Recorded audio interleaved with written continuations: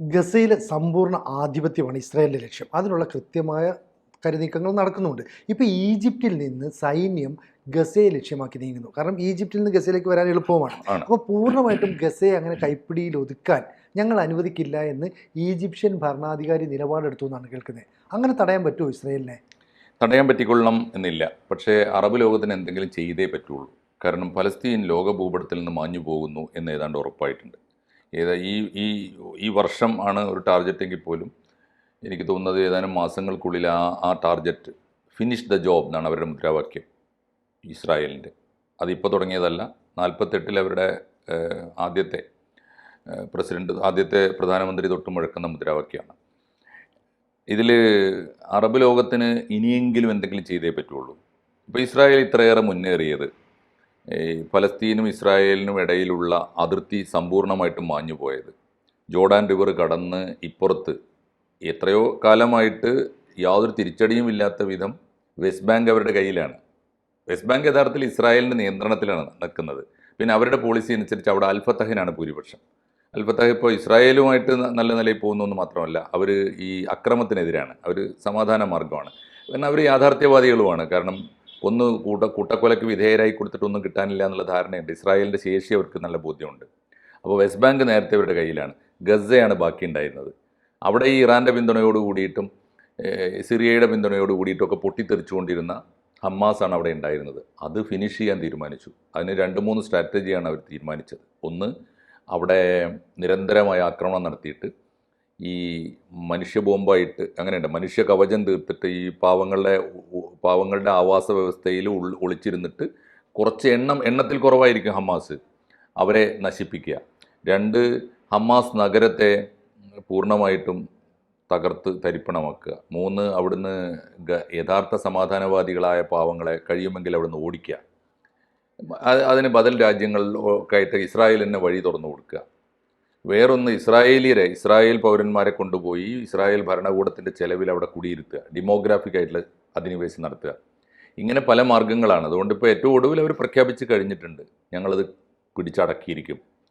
അതിൻ്റെ ഉദാഹരണങ്ങളാണ് നമ്മൾ കണ്ടുകൊണ്ടിരുന്നത്. ഇപ്പോൾ ഈ എത്രയോ കാലമായി ഈ വെടിനിർത്തലിന് ശ്രമിച്ച എല്ലാ ശ്രമങ്ങളും പരാജയപ്പെടുകയല്ലേ. US ശ്രമം നടത്തി, ഫ്രാൻസ് പോലും ശ്രമം നടത്തി. ഖത്തർ എന്ന ഒരേ ഒരു ഇസ്ലാമിക രാജ്യമാണ് എന്നും ഈ ഒരു ചർച്ചയ്ക്ക് മുൻകൈ എടുക്കുന്നത്. UK ആവശ്യപ്പെട്ടു. ആരൊക്കെ ആവശ്യപ്പെട്ടു? ഇതുവരെ സ്വീകരിച്ചിട്ടില്ല തീരുമാനമായിട്ട്. അതുകൊണ്ട് ഇനിയൊരു വെടിനിർത്തലിന് ഇസ്രായേൽ വഴങ്ങും എന്നെനിക്ക് തോന്നുന്നില്ല. 2, ഇപ്പോൾ ഈജിപ്തിന് എന്ത് പറ്റിയെന്ന് ചോദിച്ചാൽ, ഈജിപ്റ്റാണ് യഥാർത്ഥത്തിൽ ഈ ഫലസ്തീൻ ഇഷ്യൂവിൻ്റെ യഥാർത്ഥ കാരണക്കാരൻ, അടിസ്ഥാന കാരണക്കാരൻ. കാരണം 48-ൽ ഒരു UN ഫോർമുല വരുന്നു, ഇസ്രായേലിനെ ഒരു രാജ്യമായും ഫലസ്തീനെ മറ്റൊരു രാജ്യമായും അംഗീകരിക്കുക, 2 രാജ്യങ്ങളും സഹോദര രാജ്യമായും സമാധാനത്തോടെ സഹവർത്തിക്കുക. ഇതാണുള്ള പോളിസി. ഇസ്രായേൽ ഉടനെ അത് അംഗീകരിച്ചു. കാരണം ഇസ്രായേലിന് അത് മതിയായിരുന്നു. കാരണം അവർക്ക് രാജ്യമില്ല. ലോകമെങ്ങും ചെതറിക്കിടക്കുന്ന ജൂതന്മാർക്ക് ഒരു രാജ്യം എന്ന പോളിസി UN അംഗീകരിച്ചു. അപ്പോൾ അവർക്ക് മാത്രമല്ല, വൻകിട രാജ്യങ്ങൾ, UN എന്ന് പറഞ്ഞാൽ UN സെക്യൂരിറ്റി കൗൺസിൽ ഉണ്ടല്ലോ, അത് പൂർണ്ണമായിട്ടും അമേരിക്ക അന്ന് വൻകിട രാജ്യങ്ങളുടെ കയ്യിലാണ്. അവരൊക്കെ ഇസ്രായേലിൻ്റെ കൂടെയുമാണ്. ഇസ്രായേൽ ഉടനെ അംഗീകരിച്ചു. പക്ഷേ അതിർത്തി തർക്കം പറഞ്ഞു, നിസ്സാരമായ അതിർത്തി തർക്കം. 2 കാര്യങ്ങളാണ് പറഞ്ഞത്. ഒന്ന്, ജനസംഖ്യാനുപാതികമായിട്ടല്ല ഈ വിഭജനം. ഇസ്രായേലിന് അർഹിക്കുന്ന ജനസംഖ്യയേക്കാൾ കൂടുതൽ ഭൂപ്രദേശം കൊടുത്തിരിക്കുന്നു. 1, അതുകൊണ്ട് ഈ അതിർത്തി ഉണ്ടല്ലോ, ജോർഡാൻ റിവർ എന്നൊരു അതിർത്തിയായിട്ട് എടുക്കാൻ പറ്റില്ല എന്നൊക്കെ പറഞ്ഞുകൊണ്ട് നിസ്സാരമായ കാരണങ്ങൾ പറഞ്ഞ് ഫലസ്തീൻ പക്ഷം ഇത് അംഗീകരിച്ചില്ല. 1, ഫലസ്തീൻ അംഗീകരിച്ചില്ല എന്ന് മാത്രമല്ല, ഇസ്രായേൽ അംഗീകരിച്ച് മുന്നോട്ട് പോയപ്പോൾ ആ കുറ്റത്തിന് ഇസ്രായേലിനെ ആക്രമിച്ചു കയറിയിട്ട്. തിരിച്ചാക്രമിക്കാൻ ഫലസ്തീൻ എന്ന രാജ്യമില്ല, അന്നുമില്ല, ഇന്നുമില്ല. ഇപ്പോഴും ഫലസ്തീൻ അതോറിറ്റി എന്ന് പറയുന്നത് നമ്മുടെ നാട്ടിൽ മുനിസിപ്പാലിറ്റിയാണ്. അതിലപ്പുറത്തൊന്നുമില്ല. അതിന് സ്വന്തം അതിർത്തിയില്ല, അതിർത്തി രക്ഷാസേനയില്ല, പട്ടാളമില്ല, സ്വന്തമായ ഭരണകൂടമില്ല, ആസ്ഥാനമില്ല, ഉദ്യോഗസ്ഥ വൃന്ദമില്ല, അങ്ങനെ ഉണ്ടല്ലോ. ഇപ്പോൾ അതാണ്. അപ്പോൾ അതിന് പകരം ഈ ഫലസ്തീന് വേണ്ടി ഇസ്രായേലിനോട് പ്രതികാരം ചെയ്യാൻ പോയത് സത്യത്തിൽ UN-നോടല്ലേ ചോദിക്കേണ്ടത്. അതിന് പകരം പ്രതികാരം ചെയ്യുന്ന ഇസ്രായേലിനെ ആക്രമിക്കുകയാണ്. അങ്ങനെയാണ് പ്രകോപനം ഉണ്ടാക്കിയത്. ആരാ പോയത്? അന്ന് ഈജിപ്റ്റായിരുന്നു മുന്നിൽ.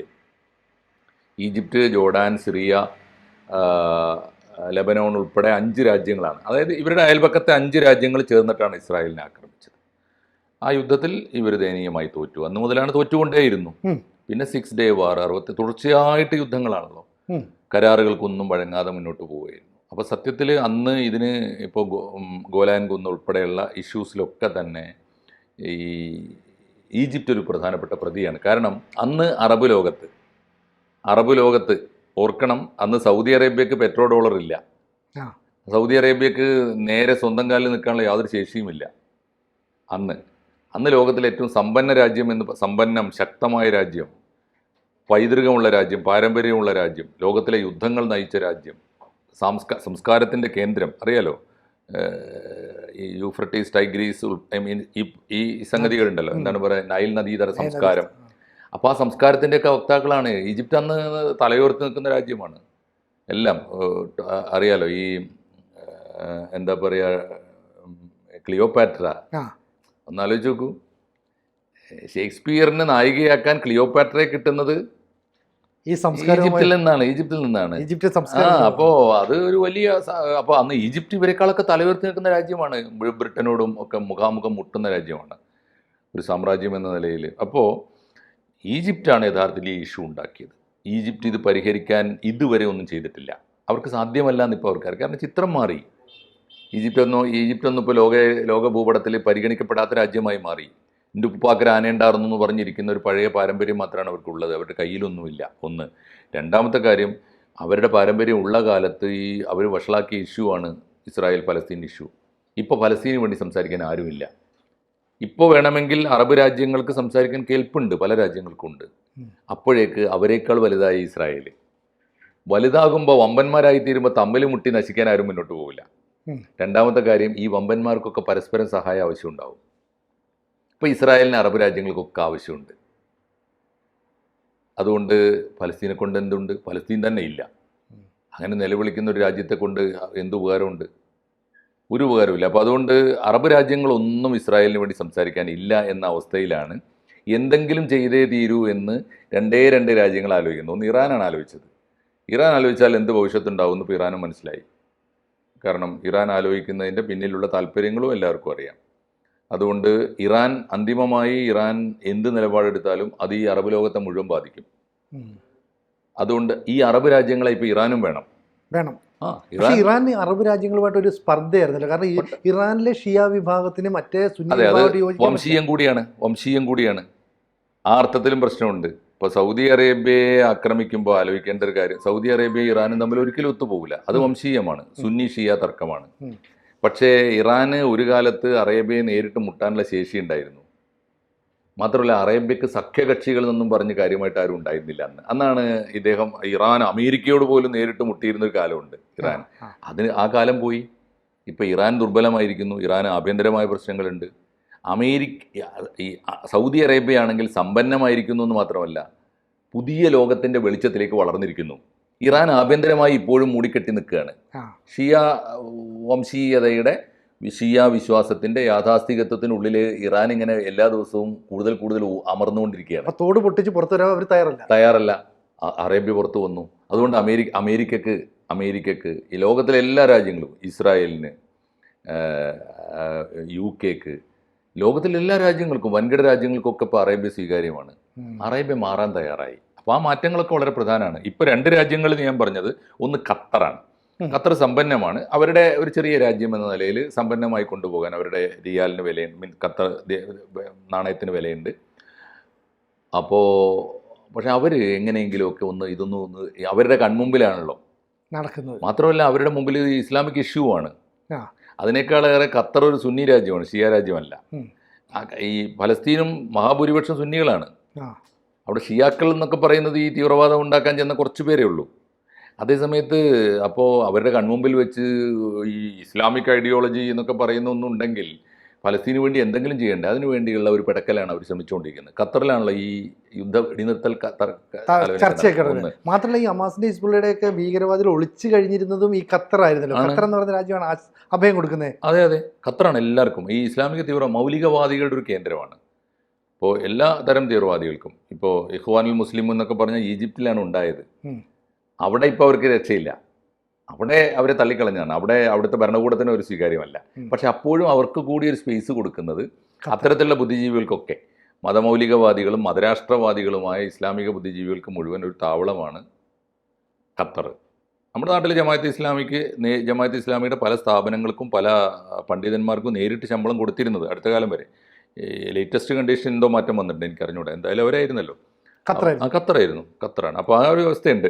അതുകൊണ്ട് ഈ സമയത്ത് ഈജിപ്തിൻ്റെ ഒരു പാപബോധം, ഞാൻ അങ്ങനെ പറയാം, ഈജിപ്തിൻ്റെ ഒരു കുറ്റബോധം ഉണരുകയാണ്.